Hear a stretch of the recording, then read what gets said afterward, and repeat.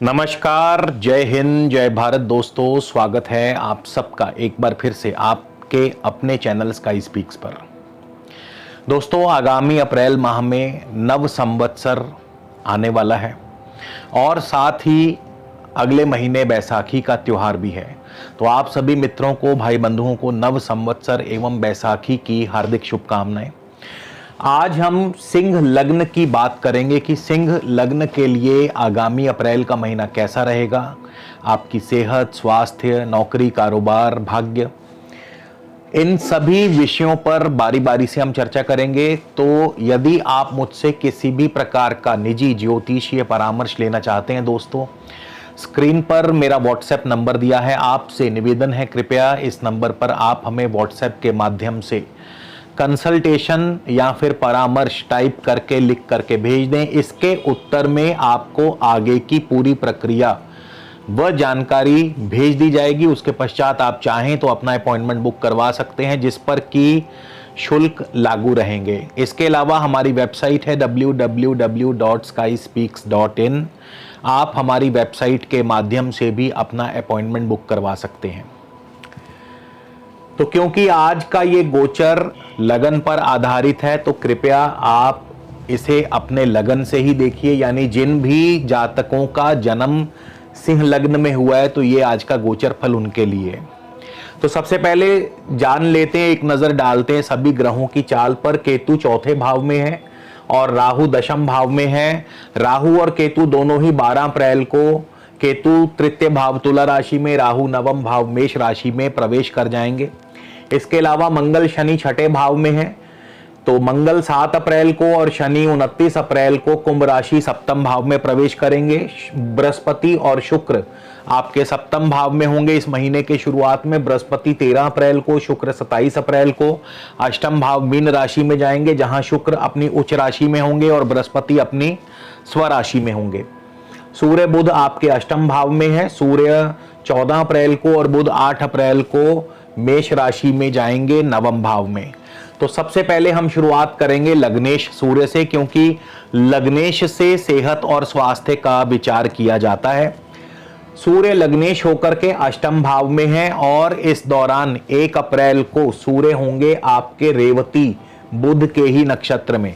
बुध जो हैं धनेश हैं और लाभेश हैं, तो बुध भी उस समय अष्टम भाव में होंगे, सूर्य भी अष्टम भाव में होंगे। सूर्य बुध के नक्षत्र में हैं, बुध धनेश हैं, तो बुध यहाँ पे मार्केश भी हो जाते हैं। तो सेहत का ध्यान रखना होगा, सेहत और स्वास्थ्य का ध्यान रखिए। चोट, दुर्घटना, सर्जरी, अचानक से कोई ना कोई दिक्कत, परेशानी, स्वास्थ्य संबंधी चिंता या परेशानी बनी रह सकती है, क्योंकि सूर्य स्वयं भी अष्टम में और बुध भी अष्टम भाव में है, जिसके नक्षत्र में सूर्य चल रहे हैं। इसके बाद 14 अप्रैल को सूर्य केतु यानी अश्विनी के नक्षत्र में चले जाएंगे। यहाँ पे जो केतु हैं उस समय तृतीय भाव में आ चुके होंगे, तो थोड़ी सी भाग दौड़ जरूर आपकी बनी रहेगी। और 27 को एक बार फिर सूर्य शुक्र के नक्षत्र में होंगे। शुक्र तृतीयेश और दशमेश है। जहां तक आर्थिक स्थिति की बात है, आर्थिक स्थिति मजबूत रहेगी, कारोबारी स्थिति मजबूत रहेगी, लेकिन सेहत और स्वास्थ्य के संबंध में सूर्य की जो दशा अंतरदशा है वो थोड़ी सी कमजोर है, तो स्वास्थ्य का आपको ध्यान रखना होगा। कारोबार की बात करें, आपकी कारोबारी स्थिति इस महीने कैसी रहेगी सिंह लग्न के जातकों के लिए? तो राहु आपके दशम भाव में विराजमान है। राहु शुक्र की राशि में है और शुक्र तृतीयेश और दशमेश होकर के सप्तम भाव में है, जो कि कारोबार को मजबूत करते हैं। यानी कारोबारी स्थिति को यहाँ पे राहु अपनी दशा अंतरदशा में कारोबार को मजबूत करेंगे। यानी अच्छा कारोबार चलेगा, भागा दौड़ी भी होगी, आपको कारोबार में तरक्की भी होगी, अच्छे नए प्रोजेक्ट्स आपको मिलेंगे, नया व्यवसाय आपको मिलेगा। इसके बाद 12 अप्रैल को राहु चले जाएंगे मंगल के राशि में। 12 अप्रैल को राहु नवम भाव मंगल की राशि में, तो चतुर्थेश और नवमेश मंगल भी उस समय तक सप्तम भाव में होंगे। लेकिन यहाँ पे क्योंकि मंगल चौथे और नवम भाव के स्वामी है, तो कारोबार हल्का सा धीमा, जमीन जायदाद संबंधी कार्यों में लाभ होगा, इंपोर्ट एक्सपोर्ट से आपको लाभ होगा, लेकिन आम कारोबार में थोड़ी सी तंगी या आम कारोबार थोड़ा धीमा चलेगा। शुक्र भी दशमेश है, तो कारोबार के लिए शुक्र का भी विचार किया जाना चाहिए। तो शुक्र जो है दशमेश होकर के सप्तम भाव यानी कर्म भाव के स्वामी सप्तम भाव में है, और इस दौरान शुक्र जो है 1 अप्रैल को धनिष्ठा मंगल के नक्षत्र में होंगे। जमीन जायदाद से लाभ होगा, भूमि भवन वाहन कृषि शिक्षा इन क्षेत्रों से आपको लाभ होगा, इंपोर्ट एक्सपोर्ट के कारोबार से लाभ होगा, धार्मिक कार्यों धार्मिक उत्सवों के माध्यम से आपको लाभ और सफलता मिल सकती है, या धार्मिक उत्सवों में आपको आपकी रुचि बढ़ेगी, लंबी दूरी की यात्राएं हो सकती हैं, इंपोर्ट एक्सपोर्ट बढ़िया चलेगा। नौकरी में आपके लिए शुभ स्थिति है, नौकरी में तरक्की प्रमोशन मिल सकती है, नौकरी नहीं है तो नौकरी मिल जाएगी। इसके बाद 6 अप्रैल को शुक्र चले जाएंगे शतभिषा राहु के नक्षत्र में। तो राहु जो हैं दशम भाव में होंगे, तो यहाँ पे राहु आपके नौकरी कारोबार में मान प्रतिष्ठा की वृद्धि करते हैं, कारोबार की वृद्धि करते हैं, प्रमोशन आदि के चांस बना सकते हैं। 18 अप्रैल को शुक्र चले जाएंगे पूर्वा भाद्रपद गुरु के नक्षत्र में। पंचमेश और अष्टमेश गुरु सप्तम भाव में होंगे। तो यहाँ पे जब शुक्र 18 अप्रैल को पूर्वा भाद्र गुरु के नक्षत्र में जाएंगे तो कारोबार थोड़ा धीमा चलेगा, और जिनको इस समय शुक्र की दशा अंतरदशा है उनको विशेष रूप से इस फल की प्राप्ति होगी। यानी 18 अप्रैल के बाद से कारोबार थोड़ा सा धीमा रहेगा या उतना बढ़िया से नहीं रहेगा। और नौकरी पेशा व्यक्तियों की बात करें तो शनि जो हैं आपके षष्ठेश हैं, छठे भाव के स्वामी हैं, और शनि पूरा ही महीना यही रहेंगे, छठे भाव में ही रहेंगे। और शनि धनिष्ठा यानी मंगल के नक्षत्र में है। मंगल चतुर्थेश नवमेश होकर मंगल भी छठे भाव में, उसके बाद सप्तम भाव में। तो यहाँ पे नौकरी पेशा व्यक्तियों के लिए सामान्य परिस्थितियां बनी रहेंगी। आपको नौकरी में जो है सफलता अनुकूलता बनी रहेगी। शनि स्वयं छठे भाव में या मंगल सप्तम भाव में होंगे। प्रथम सप्ताह में मंगल छठे भाव में ही होंगे, फिर उसके बाद 7 अप्रैल को मंगल 7वें घर में चले जाएंगे। तो शनि की दशा अंतरदशा में नौकरी पेशा व्यक्तियों के लिए परिस्थितियां अनुकूल रहेंगी, यानी नौकरी में भी कोई दिक्कत परेशानी नहीं आएगी। आपकी आर्थिक स्थिति की बात करें तो धनेश और लाभेश बुध हैं। तो बुध जिनको इस समय बुध की दशा अंतरदशा चल रही है उनको बुध क्या फल प्रदान करेंगे। बुध आपके अष्टम भाव में, और बुध अपने स्वयं के नक्षत्र में होंगे। 1 अप्रैल को रेवती नक्षत्र में है। तो यहां पे बुध अष्टम भाव में धन हानि के योग बनाते, क्योंकि धनेश और लाभेश बुध अष्टम में चला गया। लेकिन यहां पे एक चीज और ध्यान दीजिए कि अष्टम भाव इंश्योरेंस क्लेम्स का भी है, डेड मनी का भी है। तो अष्टम भाव में यदि बुध हो धनेश लाभेश होकर के तो इंश्योरेंस क्लेम मिल सकता है, डेड मनी मिल सकती है, रुकी हुई फंसी पेमेंट मिल सकती है आपकी। फिर 8 अप्रैल को बुध अश्विनी यानी केतु के नक्षत्र में होंगे। धनेश और लाभेश केतु के नक्षत्र में, केतु चौथे भाव में। तो चौथे भाव में जो केतु हैं जमीन जायदाद संबंधी कार्यों में आपको लाभ दिलवाते हैं, भूमि आदि कार्यों में लाभ मिल सकता है, वाहन संबंधी कार्यों में लाभ मिल सकता है। 14 अप्रैल को बुध यानी भरणी के शुक्र के नक्षत्र में होंगे।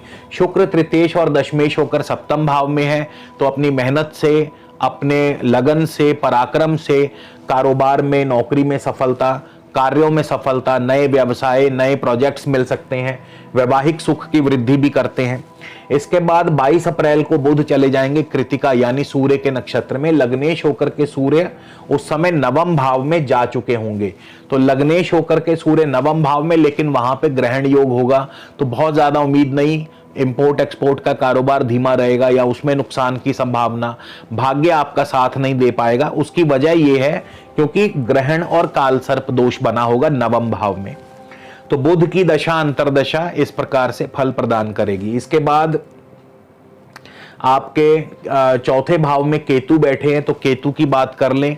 केतु की दशा अंतरदशा आपको क्या फल देगी। तो केतु भी इस महीने के शुरुआत में यानी 1 अप्रैल को मंगल की राशि में होंगे। चौथे और नवम भाव के स्वामी मंगल छठे भाव में हैं। तो यहाँ पे भूमि भवन वाहन कृषि शिक्षा इंपोर्ट एक्सपोर्ट और लंबी दूरी की यात्राओं के योग बन सकते हैं। फॉरेन सेटलमेंट, इन सभी कार्यों में या इन सभी क्षेत्रों से लाभ मिलेगा। नौकरी में सफलता, नौकरी में तरक्की, नौकरी में प्रमोशन। शत्रु आपसे दबे रहेंगे, नौकरी नहीं है तो नौकरी दिलवा देंगे।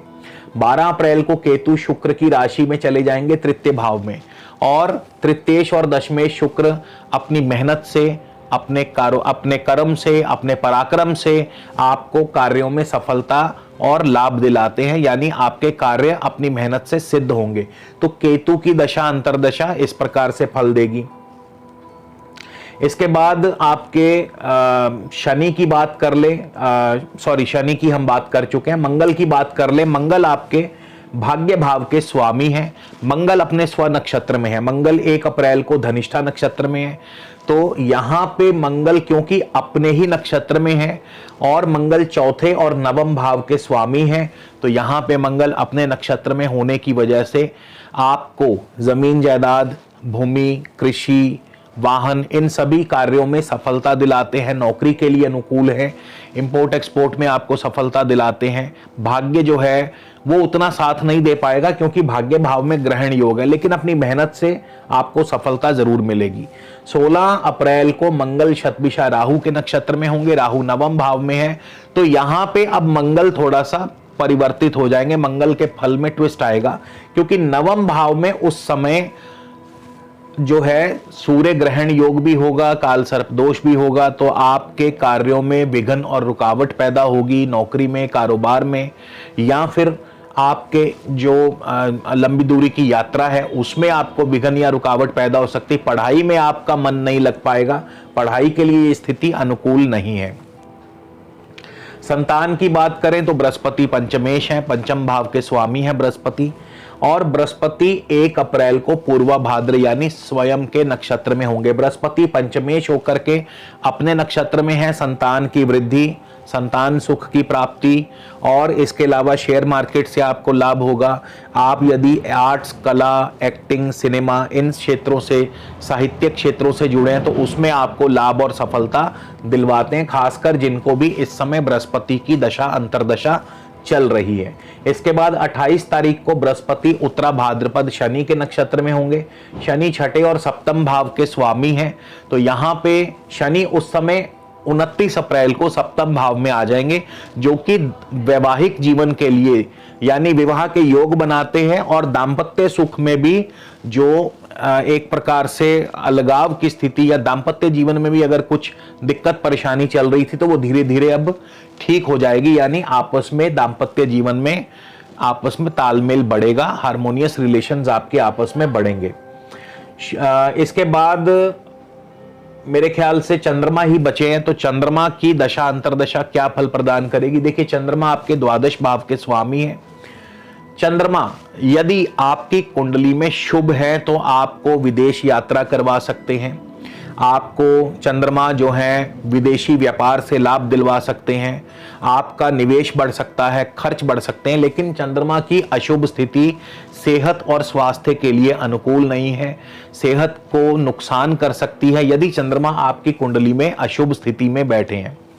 अब हम बात करेंगे कौन सा उपाय किया जाना चाहिए। देखिए, आपके भाग्य स्थान में इस महीने ग्रहण योग भी बनेगा और काल सर्प दोष भी बनेगा भाग्य स्थान में, जो कि अनुकूल नहीं है, यानी भाग्य उतना आपका साथ नहीं दे पाएगा।